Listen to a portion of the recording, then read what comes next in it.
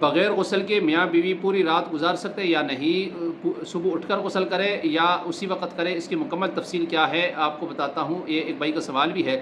دیکھو،